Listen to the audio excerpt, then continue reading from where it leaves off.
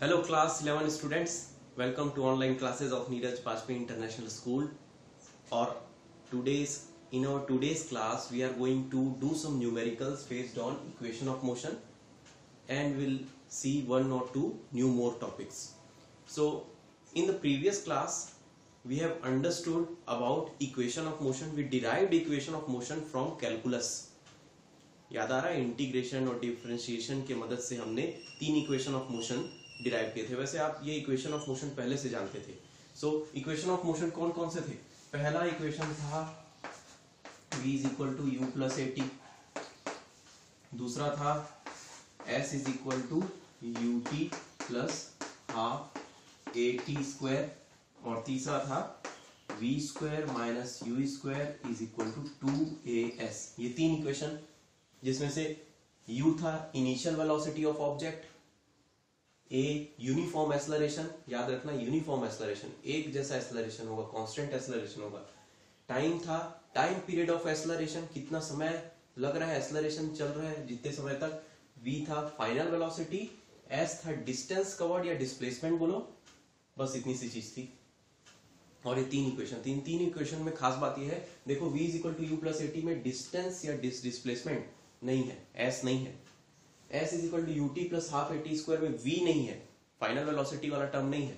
और v square minus you square is equal to 2as में t वाला term नहीं है, टाइम पीरियड वाला टर्म नहीं है. तो इस तरीके से हमें ये तीनों को यूज करना है. जो टर्म नहीं है उसको नेग्लेक्ट करके वो वाला इक्वेशन यूज करेंगे. तो चलो न्यूमेरिकल के थ्रू हम इसको प्रैक्टिस करते हैं. You have done, I think you have done a lot of numericals in class 9th, but this time it is going to be a next level, थोड़ा सा अलग रहता है. So let us do some more numericals.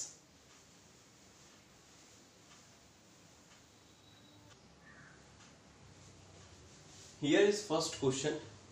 ये पहला question पूछ रहा है, a car at rest accelerates uniformly to a speed of 144 km per hour in 20 seconds. 20 second में कार रुकी हुई से इस स्पीड में पहुंच गई. तो बताओ how much distance is covered by the car. तो इतने समय में कितना डिस्टेंस कवर हो गया, है ना. So easy one, but one complication, little small complication is that kilometre per hour में दिया है, उसको मीटर पर सेकेंड में चेंज करना है. तो देखो कार एट रेस्ट बोला है, यानी पहले u is equal to 0 metre पर सेकेंड.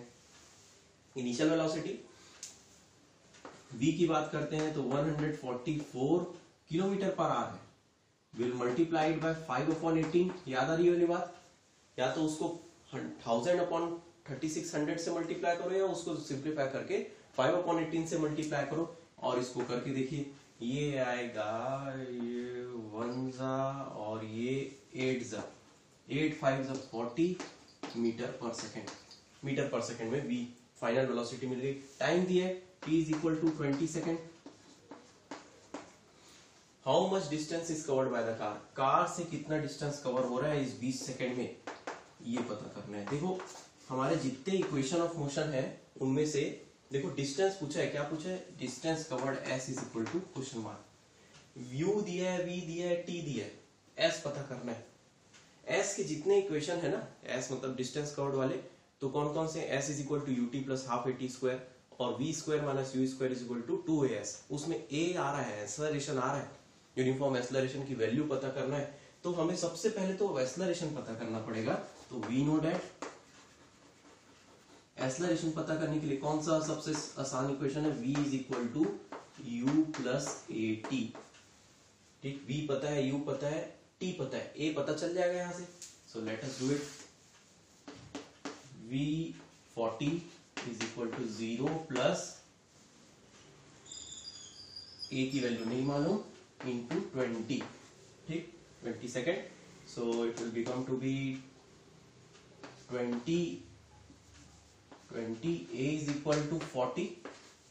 ठीक, या फिर a is equal to 2 metre पर second square.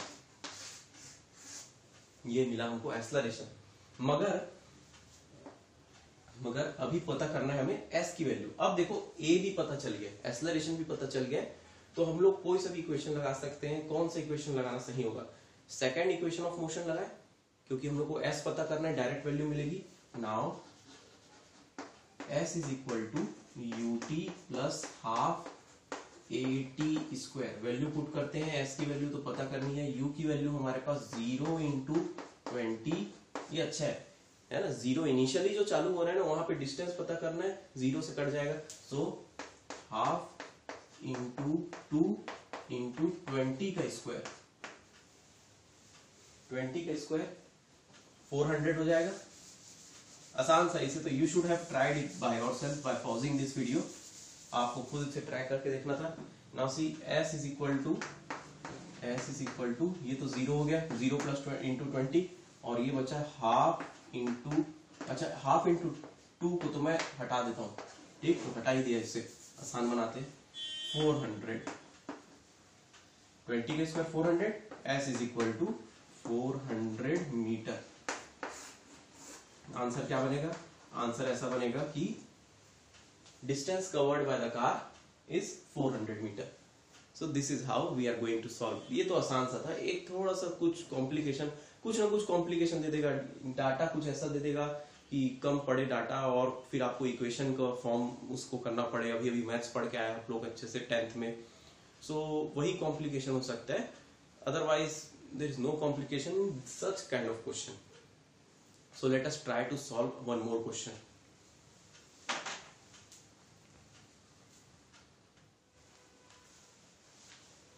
So here is one more question, और ये question थोड़ा सा next level का है। You will see that how it is different from the first question. क्या बोल रहा है? A body travels a distance of 2 meter in 2 second. 2 second में 2 मीटर चला। ये नहीं बताया कि स्टार्ट से है कि क्या है, ठीक है। And 2.8 metre in next 4 second, मतलब अगले 4 सेकेंड में वो फिर 2.8 मीटर चला। What will be the speed of body at the end of 10th second? अगर ऐसे ही चलता रहा यूनिफॉर्म, जो भी जिस प्रकार की भी एक्सेलरेशन है इसमें, जो हम बाद में पता करेंगे, अगर ऐसे ही चलते रहा तो 10 सेकेंड जब खत्म होंगे तब उसका क्या वेलोसिटी हो, स्पीड होगा, ठीक। अब देखो यहाँ पे ये नहीं बताया है कि वो स्टार्ट रेस्ट से किया है क्या, मतलब रेस्ट से मतलब ये है कि शुरुआत किया तो उसकी वेलोसिटी 0 थी क्या, ऐसा नहीं बताया है ना। देखो फ्रॉम द स्टार्ट, मगर रेस्ट की बात कहीं नहीं बोला। So we have to deal with this in a different way. देखते हैं कैसे करते हैं, जो दिया है पहले तो वो लिख दो। देखो सबसे पहले डिस्टेंस कवर्ड 2 मीटर, पहला डिस्टेंस 2 मीटर है, कितने समय में? T1 2 सेकेंड में, लिख देते हैं जो बात बोल रही है। दूसरा बोलता है कि distance covered 2.8 metre in next 4 second, तो चलो उसको लिख लेता हूं नेक्स्ट 4 सेकेंड में, T2 4 सेकेंड, ठीक। अब अगली बात पूछ रहा है टू फाइंड, पता करो कि 10 सेकेंड में 10 सेकेंड जब खत्म हो जाएंगे, देखो एंड ऑफ 10th सेकेंड बोल रहा है, खत्म हो जाएंगे जब 10 सेकेंड, तब उसकी वेलोसिटी क्या होगी? तो v पूछ रहा है, सही बात पूछे तो एक प्रकार से फाइनल वेलोसिटी, फाइनली क्या हो जाएगी उसकी velocity. So now what we will calculate, first of all हम लोग जानते हैं कि हम लोगों को कैसे भी करके एक्सेलरेशन पता करना है। तो डिस्टेंस दिया है, टाइम दिया है और एक्सेलरेशन पता करना है, ऐसा कोई इक्वेशन एक ही मुझे समझ में आता है, वो है we know that S is equal to UT plus half AT square, ठीक। इस इक्वेशन में हम लोग ये वाले S की वैल्यू, ये वाले T की वैल्यू निकाल रखेंगे, फिर ये वाली और ये वाली रखेंगे, तो U और A के फॉर्म में 2 इक्वेशन मिलेंगे। यही मैं चाह रहा हूँ, स्ट्रेटेजी मेरी यही है कि 2 इक्वेशन मिले और U और A 2 वेरिएबल है, दोनों का वैल्यू मिल जाएगा। सो लेट अस डू दैट। क्या करते हैं, सबसे पहले फॉर इस तरीके से लिखेंगे हम लोग, क्या लिखेंगे कि फॉर मोशन इन 2 सेकेंड, है ना। पहले 2 सेकेंड में क्या हुआ, फॉर मोशन इन 2 सेकेंड। देखो 2 सेकेंड में क्या हो रहा है, 2 सेकेंड में 2 मीटर चल रहा, तो ये हो जाएगा, ये इक्वेशन बन जाएगा। चलो मैं पहले के लिए क्या लिखूंगा, S1 is equal to U1T plus half UT, है ना, उसी object UT1 plus half AT1 का स्क्वायर। सो ये बन गया 2 is equal to 2U plus 2 into A की वैल्यू नहीं मालूम और इंटू 2 का स्क्वायर, तो ये बन जाएगा 2 is equal to 2u plus, देखो ये क्या होगा 2 इंटू 2 है, 2 का स्क्वायर मतलब 2 इंटू 2, एक 2 कट जाएगा तो 2a, 2 is equal to 2u plus 2a, दो 2 को कॉमन काट के u plus a is equal to 1। क्या ये आंसर नहीं है? ये पहला इक्वेशन लेंगे, याद रखने वाली चीज। वैसे ही for motion in next 4 second,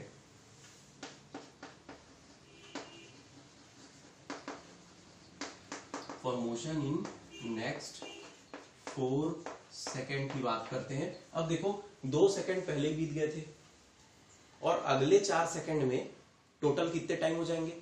total time हो जाएगा 6 सेकेंड, पहले का 2 और नेक्स्ट 4 बोल रहा है, यानी कि फिर 4 और 2 प्लस 4 टोटल 6 सेकेंड हो गया।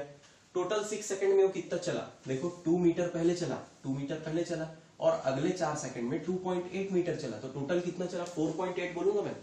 देखो क्या बोल रहा हूं मैं यहाँ पे, मैं यहाँ लिखा तो हूँ s2 इज इक्वल टू 2.8, मगर for motion in next 4 second मैं बोलूंगा या फिर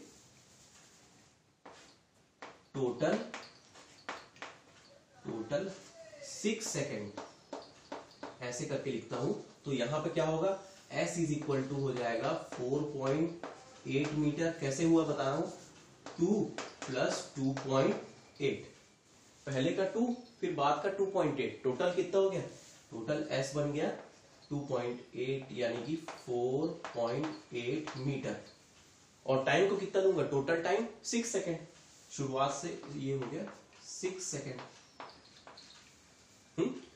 क्यों मैं ऐसा नहीं लिया? डायरेक्ट लेता तो कोई मतलब ही नहीं होता, नेक्स्ट 4 सेकेंड की बात हो रही है ना, तो जहां से स्टोरी चालू हुई ना उसको पूरा कवर करती तो हमें उस इक्वेशन में पुट करेंगे, आधा अधूरा उसमें नहीं पुट कर सकते।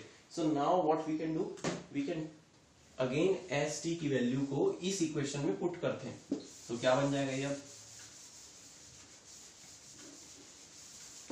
ये बन जाएगा s is equal to U T plus half a t square बन जाएगा। इस बार s की value 4.8 is equal to u की वैल्यू मालूम नहीं मगर टाइम की वैल्यू मालूम है 6u है ना, 6 सेकेंड प्लस हाफ a की वैल्यू नहीं मालूम हमें, हाफ a इंटू 6 का स्क्वायर, तो ये बन गया 4.8 is equal to 6u plus a into 36/2। क्या ठीक है? 2 और 36 कैंसिल हुआ, बचेगा 4.8 is equal to 6u plus 18a, 18 बचेगा। नाउ सी ये 6 18 ये निकाल कर मैं इक्वेशन को थोड़ा सिंप्लीफाई कर लेता हूं। ये बन जाएगा 6u plus 3a is equal to 4.8। 6 को इधर ले आता हूं, u plus 3a is equal to, देखो 6/4.8 है ना, 48 रहता तो क्या होता 8 जा, मगर 4.8 है तो 0.8। ये इक्वेशन 2 बन गया मेरा, इक्वेशन 2 बन गया मेरा। इक्वेशन 2 में u और 3a है और इक्वेशन 1 में u और a है ना। तो देखो u कैंसिल हो जाए, दोनों को अगर मैं सब्ट्रैक्ट करूं u कैंसिल हो जाएगा, a वाला टर्म बचेगा और उसकी वैल्यू मिल जाएगी, और वही मैं करने वाला हूं। That's what I am going to do. ऐसा 2 इक्वेशन मिलता है ना, हम क्या करते हैं, ऐड करते हैं, सब्ट्रैक्ट करते हैं। याद आ रही है 9th क्लास की बात, आई थिंक 9th में पढ़ चुके आप लोग। 2 इक्वेशन हो, 2 वेरिएबल हो, ऐड कर दो, सब्ट्रैक्ट कर दो, इसी तरीके से कुछ जुगाड़ करो। सो एडिंग इक्वेशन 1 एंड 2 क्या मिल रहा है देखते हैं। u plus a is equal to 1 और u plus 3a is equal to 0.8। Subtract कर रहे हैं तो ये माइनस होगा, ये माइनस हो जाएगा, ये भी माइनस हो जाएगा, है ना। तो देखो 1 माइनस 0.8 0.2, ये कैंसल 0, और यहां पे बचेगा देखो a minus 3a minus 2a, तो a is equal to 0.2 upon -2, या फिर बोल लो इसको 0.1 नेगेटिव में मीटर पर सेकेंड स्क्वायर। नेगेटिव एक्सेलरेशन आ रहा है यहाँ पे, it means it is a retardation, है ना, स्पीड कम होगी, यूनिफॉर्म रिटार्डेशन है, यूनिफॉर्म डी एक्सेलरेशन है। ये बात हुई एक्सेलरेशन की। ए क्यों पता करे थे हमने, क्योंकि आखिरी में हमें पता करना है speed of object at the end of 10 second, यानी 10 सेकेंड बीत जाएंगे तब ऑब्जेक्ट की स्पीड क्या होगी, यानी v पता करना है। अब देखो v पता करना है, a पता है, t बोला है 10 सेकेंड और u नहीं पता है, मगर u पता कर सकते हैं इक्वेशन से, ठीक है। तो u भी पता चल जाएगा, तो आपका एक इक्वेशन हो जाएगा u plus a t, v is equal to you plus a t. तो मेरा यही स्ट्रेटेजी है, मैं क्या करूंगा, इस इक्वेशन यूज करूंगा, बस u तो अभी पता चलने वाला है। देखो a पता चल गया, इसी की वैल्यू यहाँ पुट करता हूँ या फिर यहाँ पुट करता हूँ, दोनों में से किसी में भी, तो u पता चल जाएगा। तो चलो u पता करते हैं पहले। नाउ या लिखो putting the value of a in equation 1, तो वो बन जाएगा u is equal u plus minus of 0.1 is equal to 1, u is equal to, अब ये इधर जाएगा, ये नेगेटिव हो जाएगा, ब्रैकेट खोलूंगा तो ये माइनस में आ जाएगा ऐसे, अब इधर ले जाऊंगा प्लस हो जाएगा, so it will become 1.1 metre पर सेकेंड। ठीक, ये दो बातें आई, u भी पता चल गया, a भी पता चल गया। Now we can calculate what, now we can calculate v, but कौन सा समय के लिए,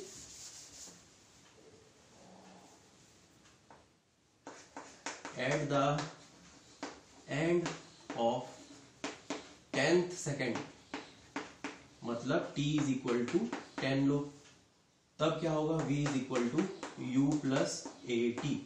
ठीक, इसमें से v की वैल्यू हम लोग क्या लें, नहीं मालूम, u की वैल्यू 1.1 प्लस a की वैल्यू अभी पता चली माइनस 0.1 इंटू टी का 10 ले लेंगे, so it will become to be v is equal to 1.1, देखो माइनस है ना, माइनस 0.1 इंटू 10 माइनस 1, यानी कि v इज इक्वल टू आएगा 0.1 मीटर पर सेकेंड। ये आएगी हमारी value, v is equal to 0.1 metre पर सेकेंड। तो आंसर हम कैसे लिखेंगे, आंसर को कुछ इस तरीके से लिखना कि what will be the speed of body बोला है ना, तो speed of body at the end of 10 second from start will be 0.1 metre पर second. This is how we are going to solve. There are many questions, n number of questions given in reference book. Try to solve as many as question you can. कुछ question हमारे example में भी दिए हैं NCERT में, उसको भी try करना, isn't it? So here we can get an idea how we are going to use this equation of motion. और इससे हम लोगों को इसका कॉन्सेप्ट भी क्लियर होता है. So try to do that, and I am going to explain you about one more new topic, not the new topic, related to this only. अभी हमने पढ़ा 3 इक्वेशन ऑफ मोशन अंडर, या बोल सकता हूं मैं इन यूनिफॉर्म एक्सेलरेशन. तो वैसे ही एक नया टॉपिक आता है 3 इक्वेशन ऑफ मोशन, है ना, equation of motion under gravity. तो उसको समझते हैं हम लोग. Let us understand that thing.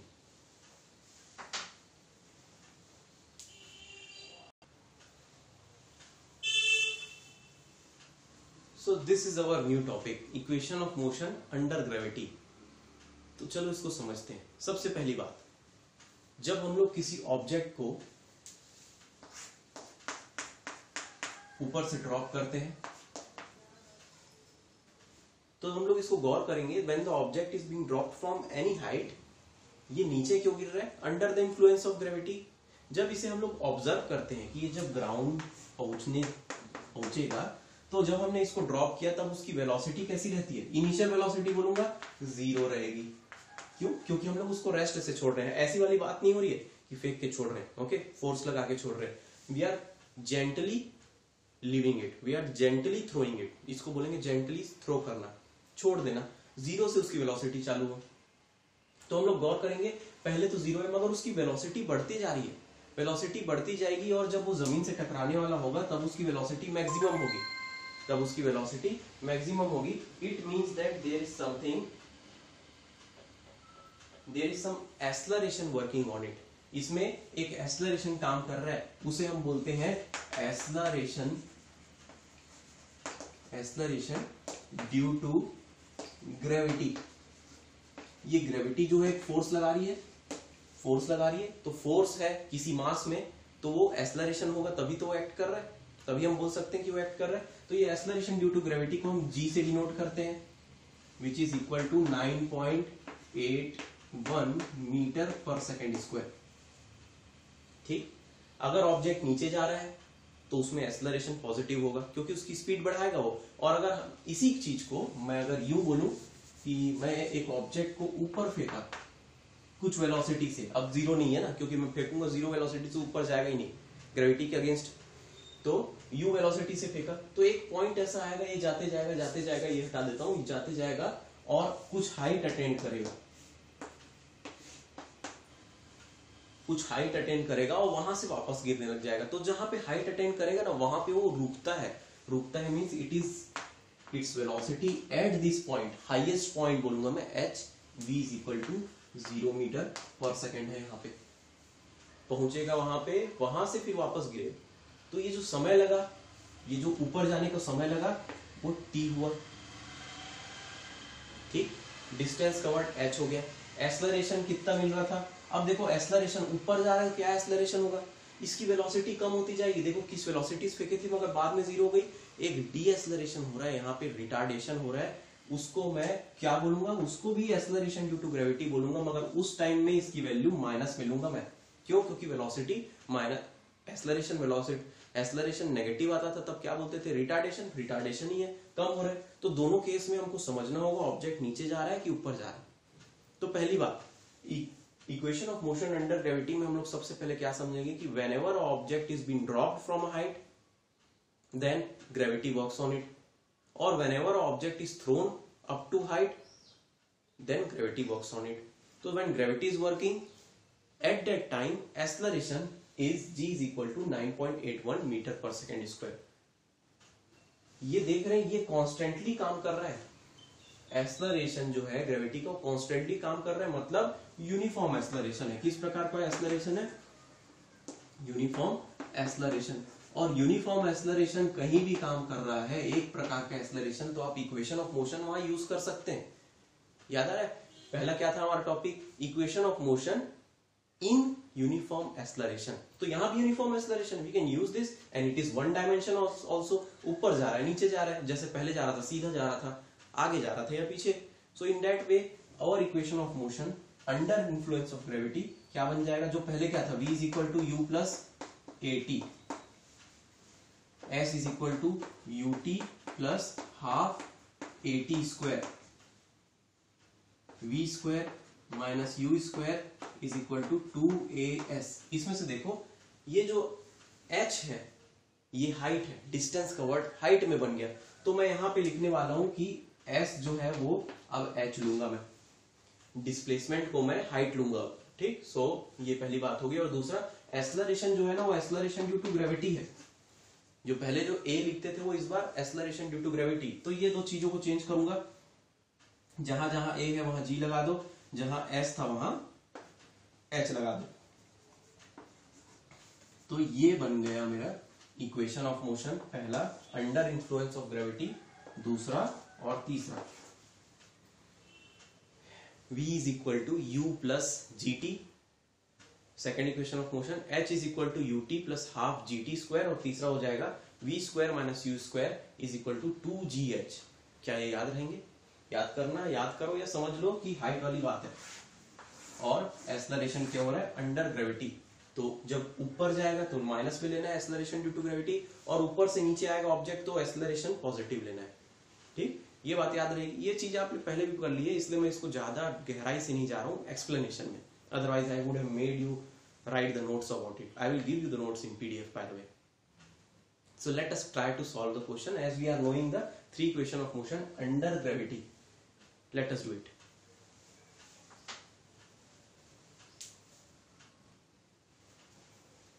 So here is one example of question of equation of motion under gravity. देखो क्वेश्चन क्या पूछ रहा है, स्टोन थ्रोन वर्टिकली अपवर्ड, ऊपर फेंका गया ऑब्जेक्ट को या स्टोन को, पत्थर को with a initial velocity of 14 metre पर सेकेंड, 14 मीटर पर सेकेंड की स्पीड से ऊपर फेंका गया।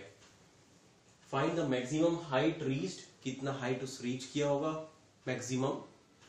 टाइम ऑफ एसेंट, कितना समय लगा होगा ऊपर पहुंचने में। टाइम ऑफ एसेंट का मतलब आप समझना, किसी ऑब्जेक्ट को ऊपर जाने में कितना समय लगा उसको टाइम ऑफ एसेंट बोलते हैं। किसी ऑब्जेक्ट को नीचे आने में कितना समय लगा उसको टाइम ऑफ डिसेंट बोलते हैं। कुछ ऐसा दिख रहा है, ये ग्राउंड है समझ लो, ये ऑब्जेक्ट को ऊपर फेंका गया, वेलोसिटी है 14 मीटर पर सेकेंड, ऊपर जाएगा ये ऑब्जेक्ट यू, एक हाइट में आके मैक्सिमम हाइट हो जाएगी, उसके वहां पर रुकेगा, वो रुकेगा मतलब v is equal to 0 metre पर सेकेंड हो जाएगा। यहाँ पे जितना हाइट अटेन करेगा वो मैक्सिमम हाइट h ले लेंगे, ठीक। जितना टाइम लगा ऊपर पहुंचने को उसको t ले लेंगे। ये कहानी हो रही पूरी। तो गिवन क्या लिख सकता हूं मैं यहाँ से, गिवन में आएगा u is equal to 14 metre पर second, v is equal to 0 metre पर सेकेंड, और कुछ दिया है, हाँ एक चीज दी है, acceleration due to gravity a is equal to g is equal to. अब देखो ऑब्जेक्ट नीचे से ऊपर जा रहा है, स्पीड कम हो रही है उसकी, देखो पहले ज्यादा थी स्पीड और बाद में कम हो गई। It means that retardation is there और नेगेटिव एक्सेलरेशन माइनस 9.8 मीटर पर सेकेंड स्क्वायर। ध्यान रखना यहाँ पे तो पॉजिटिव दिया है sir, no you have to keep it by yourself. Okay, to find पता करने वाली चीज है, क्या पता करना है, h is equal to question mark and t is equal to question mark, ये दो चीजें पता करनी है। बिकॉज टाइम ऑफ एसेंट का मतलब होता है कितना समय लगा उसे टॉप पोजीशन में पता पहुंचने के लिए। वी नो दैट, पहले क्या पता करें, whatever you feel like, इन दोनों को दो इक्वेशन से पता कर सकते हैं। देखो u पता है, v पता है, g पता है, t पता कर सकते हैं,